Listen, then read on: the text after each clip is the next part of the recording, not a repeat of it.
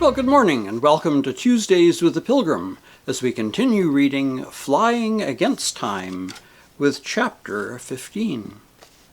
Charity Browning dropped her knitting needles and peered at Ted Scott anxiously over the top of her spectacles. "Oh, Ted, I hope you haven't been fighting," she exclaimed.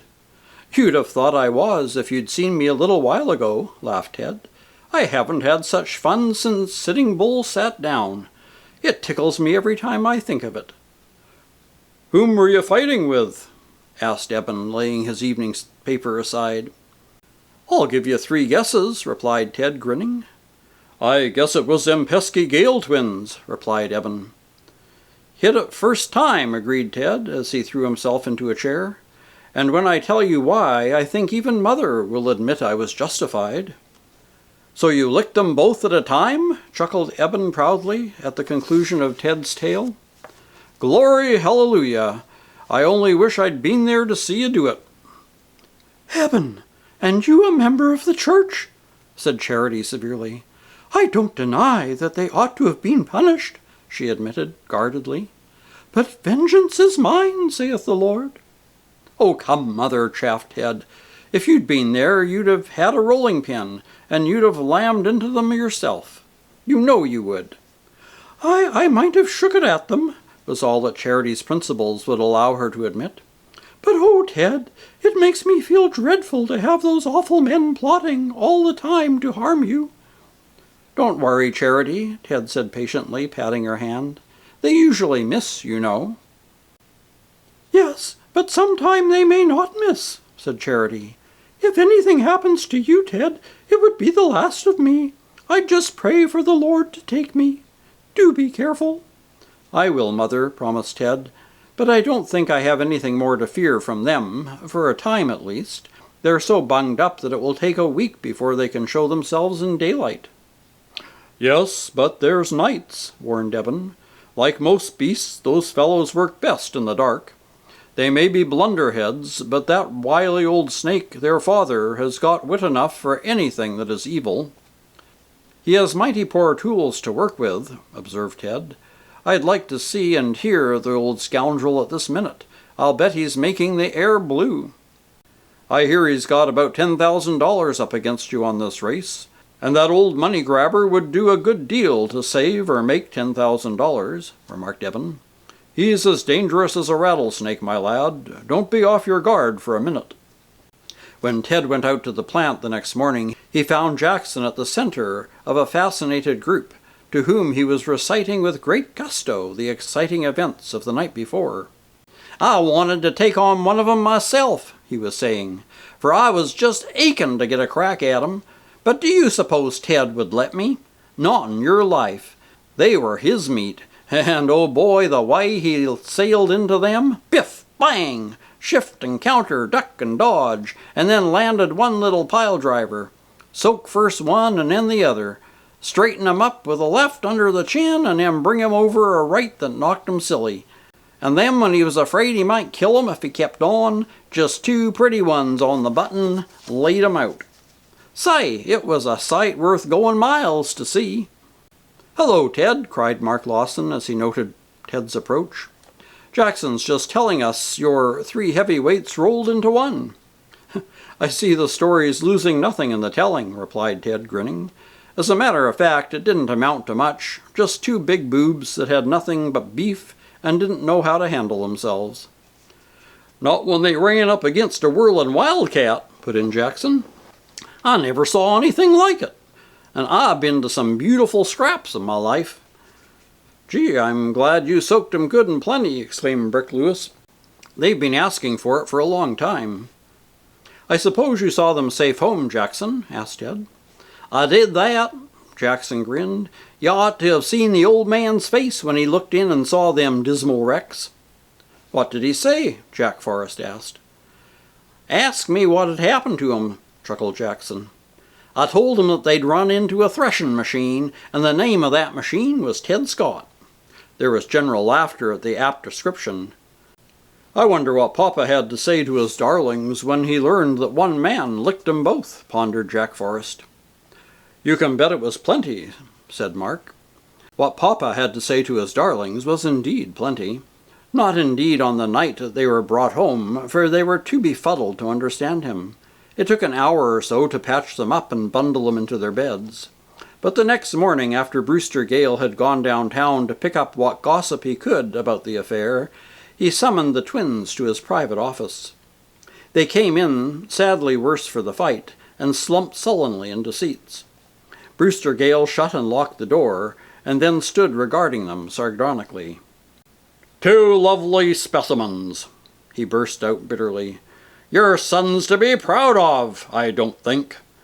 Let one man batter you up until you look like the wrath of heaven." "There was a gang of 'em," muttered Greg. "Two men can't fight half a dozen," growled Duck. "Don't lie," snapped their father. "I know all about it. What is worse, the whole town knows. That mechanic of Ted Scott's has spread the story all over the place. Ted licked you all by himself, and Jackson stood by and didn't raise a hand. You made yourself and me a laughingstock in Bromville. I could hear people snickering as I walked by." "He hit me with a wrench," persisted Greg. "Rats!" snarled Brewster Gale. "The only wrench he hit you with was his fist. He polished you both off, good and pretty." "What's the use of chewing the rags?" broke out Greg bitterly. "We did our best to carry out your plans, and if we didn't get away with it, it wasn't our fault." "We just missed him by an inch when we drove him into the ditch," Duck excused himself. "And he came within an ace of smashing into the tree. What else could we do but what we did?" "What else could you do?" repeated his father with a sneer. "In the first place, why didn't you get away from the place after you felled the tree? What fool idea made you stay there in the bushes where he could yank you out?" "We wanted to make sure it worked," replied Greg. "If it was going to work at all, it would have done so just as well if you'd been hot-footing at home, wouldn't it?" demanded his father. "Don't you know that Ted Scott could have you arrested today if he wanted to? Any judge would commit you to jail for trial on Scott and Jackson's evidence that the tree had been newly cut and that you were lurking nearby in the bushes, especially when it was known that you were Ted Scott's sworn enemies and had clashed with him before. Haven't you got brains enough to understand that? Oh, that I were 30 years younger and could do this thing myself without trusting to a couple of lunkheads. And not only lunkheads, but cowards. Both of you licked at the same time by one man. Puh!" He turned on them a look of such scorn and venom that Greg was stung to resentment. "Well, you're responsible for us," he said sullenly. "We didn't ask to be born. Perhaps if we had other blood in us, we'd be different." "That'll do for you," snarled Brewster Gale angrily. "Any more of that and I'll show you where you get off. At least I've always had brains enough to keep out of jail." "So far," muttered Duck under his breath. The elder Gale strode to the window and stood looking out, his face like a thundercloud, while Greg and Duck exchanged glances signifying their desire to be anywhere else but where they were. "We've got one more card to play," Brewster Gale growled, "and that ought to prove a trump. It would, if anyone but you two mutts were handling it. But I've got to depend on you because I haven't anyone else. Let's see, on just what day is it that Ted Scott takes off for Boston?" "His departure's scheduled for next Monday," replied Greg. At least that's what the papers say. They're going to make a holiday out of it, and all the fools in Bromville will be out to give the boob a royal send-off." "Next Monday," mused Gale. "Today's Wednesday. That ought to give us all the time we need. Is his machine still in the works, or has it been taken to a hangar?" "It's in a hangar," replied Duck. He's making tests of it every day, tuning it up for the flight."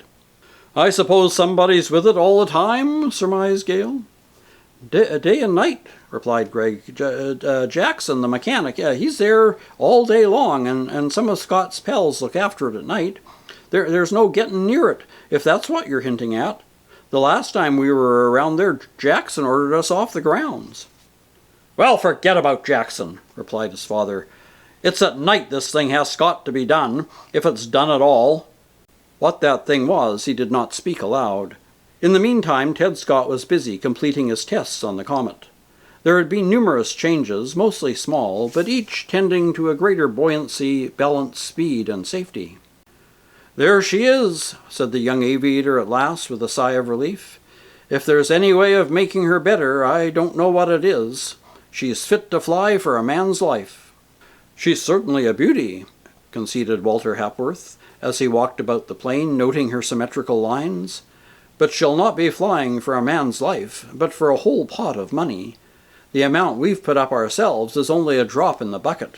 There must be millions bet on this race. It's one of the biggest sporting events in my recollection." "What are the odds?" asked Ted. "I've been so busy that I haven't paid any attention to them." "They're still against you," replied Walter, a worried crease showing on his brow. "They're running about 5-3 that you won't do it. I don't like the looks of it, Ted. It seems as though somebody must have something up his sleeve." "Dago Dan, perhaps," thoughtfully suggested Ted.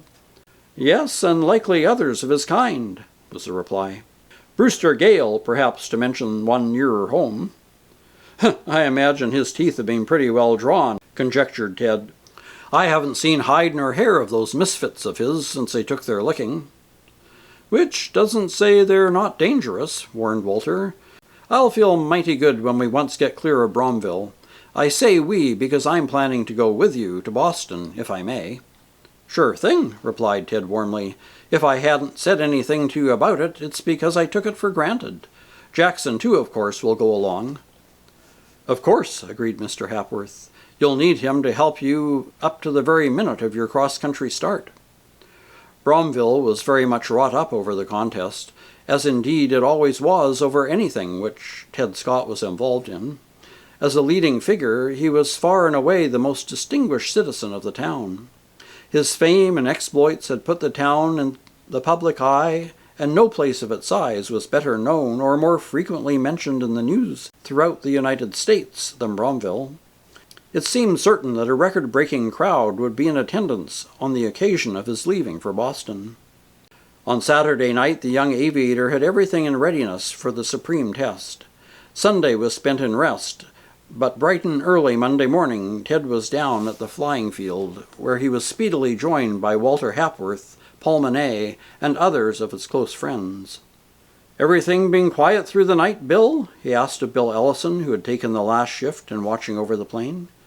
"Pretty much," replied Bill, stifling a yawn. "There was a little rumpus about 3 o'clock in the morning." "What do you mean by a little rumpus?" asked Ted, instantly on the alert. "A scrap, I guess, between a couple of drunks," replied Bill. "Somebody was shouting murder out at the Great Gate. I ran to see what was happening, but maybe they thought a cop was coming and they faded away." "I see," said Ted thoughtfully. It was with greater care than usual that he scrutinized every inch of the plane that morning. Bill Ellison's story had made him vaguely uneasy, but everything about the plane was perfectly shipshape. Yet that sixth sense of his seemed to sharpen all the others. He stood perfectly still and listened.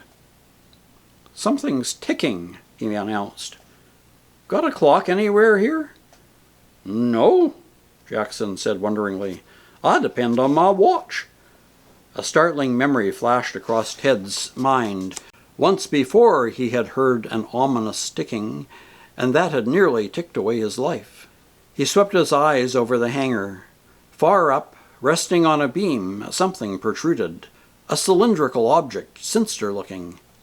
"Roll the plane outside, Jackson!" he shouted. "Quick, everybody help! Walter, Mr. Monet, everybody, quick, for your lives!" And that's the end of Chapter 15. Next week we'll continue with Chapter 16, The Explosion. Until then, take care, stay safe, and God bless.